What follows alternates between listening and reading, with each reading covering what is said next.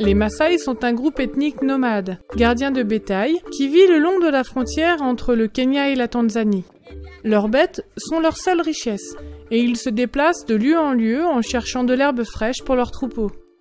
Beaucoup d'entre eux vivent dans de petites maisons temporaires, ou dans des groupes de maisons qu'ils nomment kraals ou bomas.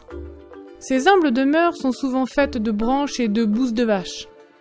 Mais dans cette communauté, les Maasai ont bâti avec des briques. Ceci est une église adventiste Maasai.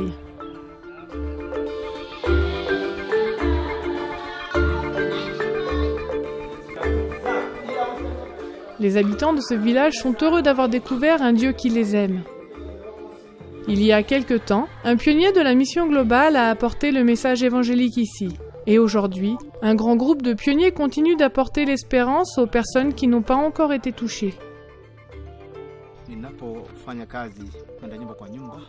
Je vais à pied de maison en maison.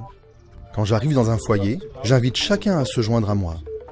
Dans la culture Maasai, il est de coutume, lorsqu'un inconnu arrive, de se rassembler autour de lui. Et je les réunis souvent sous un arbre. Quand vous arrivez dans un village Maasai, vous devez toujours chercher l'homme le plus âgé, car c'est le chef. Vous le saluez chaleureusement et vous entamez une conversation avec lui sur des sujets communs pour créer une relation amicale. Après avoir été accepté, vous pouvez dire pourquoi vous êtes là. Alors le chef vous donne la permission d'aller de maison en maison et de parler aux gens du village.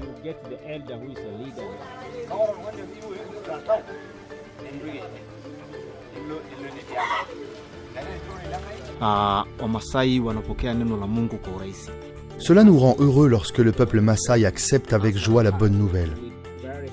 Les femmes forment un groupe particulier. Quand on étudie avec elles, elles acceptent souvent la Bible et ses thèmes d'un cœur ouvert. Nous prions ardemment pour les gens avec lesquels nous sommes en contact.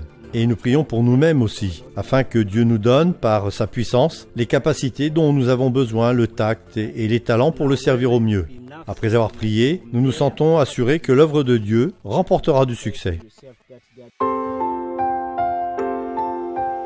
Les pionniers de la mission globale sont envoyés pour créer de nouveaux groupes de croyants parmi les populations qui n'ont pas entendu le message. Ils ont choisi un chemin difficile. Ils doivent marcher sur de longues distances, faire face à de sévères sécheresses et lutter avec des moyens limités. Dans cette région, ils sont parfois confrontés à des cultures et des dialectes différents, ce qui rend leur travail plus difficile. Mais les pionniers de la mission globale persévèrent car ils savent qu'ils ne sont pas réellement seuls. Contrairement à d'autres endroits, ici, dans le nord de la Tanzanie, ce groupe de pionniers trouve de la force en se soutenant mutuellement, en s'encourageant et en vivant d'amitié. Certains de ces hommes ont créé des églises depuis 16 ans déjà, tandis que d'autres sont de nouveaux arrivants.